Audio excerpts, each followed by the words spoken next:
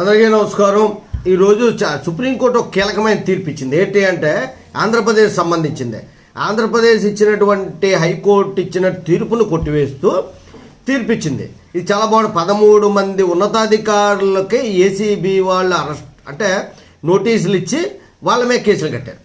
వాళ్ళు హైకోర్టుకి వెళ్తే చిన్న చిన్న సాంకేతిక లోపాల మీద వాళ్ళ మీద ఎటువంటి ఎంక్వైరీ చేయకూడదు అని చెప్పేసి ఏపీ హైకోర్టు పక్కన పెడితే వాళ్ళు సుప్రీంకోర్టుకి వెళ్ళింది. ఏసీబీ 2016-20 మధ్యలో జరిగినటువంటి అవినీతి విషయాలన్నీ కూడా బయటకు తీస్తుంటే అడ్డుకుంది హైకోర్టు అని చెప్పేసి.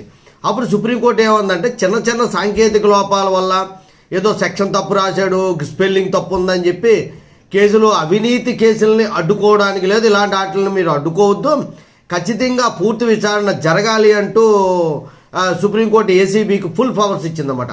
13 మంది ఉన్నతాధికారులు ఇందులో ఉన్నారు. ఏసీబీ దర్యాప్తు చేస్తుంది, సర్వోన్నత న్యాయస్థానం పచ్చజెండా ఊపింది అని చెప్పి ఇందులో చిన్న చిన్న కారణాలు అన్నమాట. ఎఫ్ఐఆర్ నమోదు చేసే నాటికి సిఐయును అధికారికంగా పోలీస్ స్టేషన్గా నోటిఫై చేయలేదన్న కారణంతో హైకోర్టు అది అడ్డేసింది. అలా కుదరదు, చిన్న చిన్న సాంకేతిక కారణాల వల్ల వాళ్ళ మీద మీరు ఎటువంటి చర్యలు తీసుకోవద్దు, ఇలాగా అనడం కరెక్ట్ కాదు అని చెప్పేసి పూర్తి దర్యాప్తు 6 నెలల లోపల పూర్తి చేయాలి.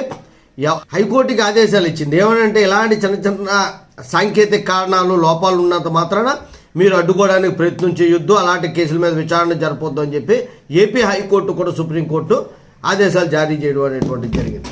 జై హింద్.